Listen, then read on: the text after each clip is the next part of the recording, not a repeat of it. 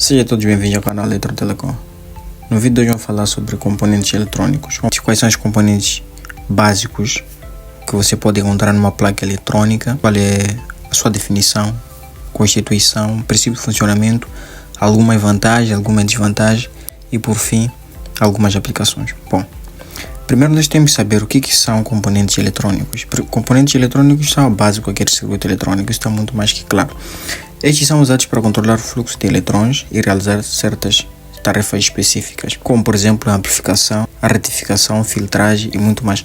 A amplificação, vamos ver aqui o que tipo de componente faz este tipo de tarefa. Também vamos ver que tipo de componente faz essa tarefa que é da retificação.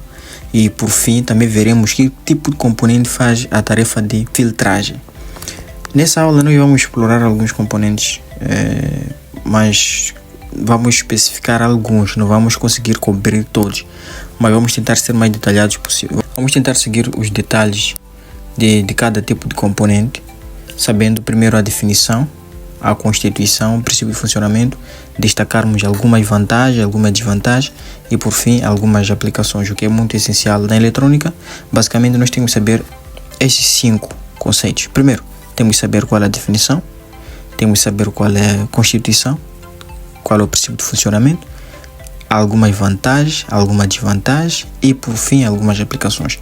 Com isso é suficiente para nós entendermos como é que um sistema pode vir a funcionar. Vamos começar com o componente que acredito que tenha visto um dia qualquer uma das placas, que é o resistor. Primeiro, o que é um resistor? O resistor é um componente que limita o fluxo de corrente elétrica em um circuito. Qual é a sua constituição? A sua constituição geralmente ele é feito de carbono ou fio metálico, com terminais em cada extremidade. Como é que ele funciona? Ele funciona com base na lei de Ohm. Como é que nós podemos medir a resistência? Nós, para podermos medir a resistência, esse equipamento que nós usamos é o ohmímetro. Mas, claramente, com os multímetros digitais, nós temos a escala do ohmímetro no multímetro digital. Então, usando um multímetro, nós podemos medir a resistência. Então, qual é o sistema internacional da resistência? O sistema internacional da resistência é Ohm. Para entender o funcionamento, nós vamos seguir a lei de Ohm. A lei de Ohm que diz que a tensão é o produto da corrente e a resistência. E aí entendemos uma coisa aqui. A corrente é igual à tensão sobre a resistência. Então significa a corrente é inversamente proporcional à resistência. Então também é dizer que o resistor ele tem a função de limitar o fluxo de corrente. Então se ele tem a função de limitar o fluxo de corrente, nós sabemos que ele é inversamente proporcional à corrente. Então quando nós temos uma resistência numa placa, nós sabemos que essa resistência vai ter que limitar o fluxo de corrente. Vamos para algumas vantagens deste tipo de componente. Primeiro, este é um tipo de componente simples e barato. Estes componentes eles estão disponíveis em diversos valores. As resistências você não vai encontrar uma única, em um único valor específico.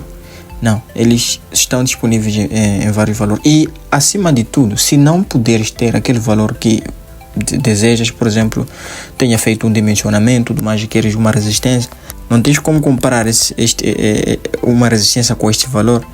É simples. É aqui onde entram as associações. Vamos fazer associação de resistências.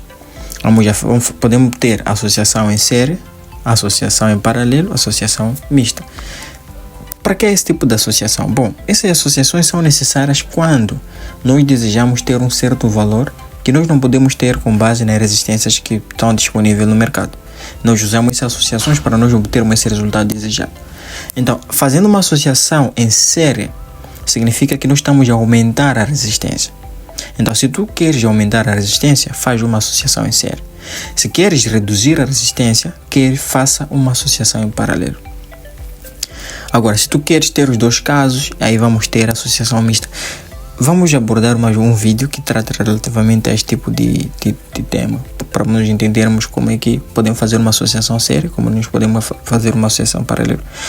Deixe nos comentários se deseja de fato que esse vídeo seja lançado, se queres, estás interessado nesse tipo de conteúdo. A seguir vamos falar sobre algumas desvantagens. Nas desvantagens nós vamos ter que mencionar, primeiro ponto, a dissipação de energia na forma de calor. A resistência, ela dissipa a energia em forma de calor. Quando nós temos a resistência num circuito, você liga ou melhor, na resistência você vai ter uma queda de tensão na resistência. Então, se nós estamos a dizer que ele limita o fluxo de corrente, a corrente é diretamente proporcional à tensão. Então, claramente que limitando a corrente vai dissipar energia em forma de calor. Outra desvantagem é que não pode armazenar energia. Esse tipo de componente não armazena energia. Podemos destacar algumas aplicações.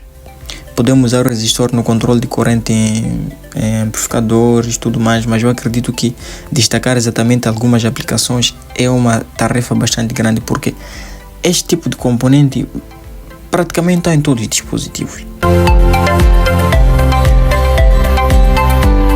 Não só podem fazer esse tipo de tarefa, podemos aplicar as resistências como divisor de corrente, como divisor de tensão.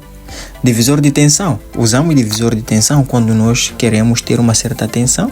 Se tens uma VCC que te fornece uma certa tensão X, mas aquela tensão é superior ao dispositivo que tu queres ligar, que componente vais usar para poder reduzir a tensão?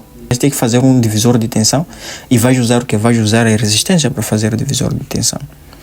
Vamos supor que tens o dispositivo que tu queres ligar e ele tem uma certa corrente máxima que ele pode suportar. E a fonte está a fornecer uma certa corrente que é superior. Como é que tu podes limitar aquela corrente para garantir que o teu dispositivo não queime? Vais ter que usar resistências. Usa a resistência. Então o que tu fazes? Faz um divisor de corrente. Nesse caso, o divisor de corrente ele vai dar a corrente que você deseja.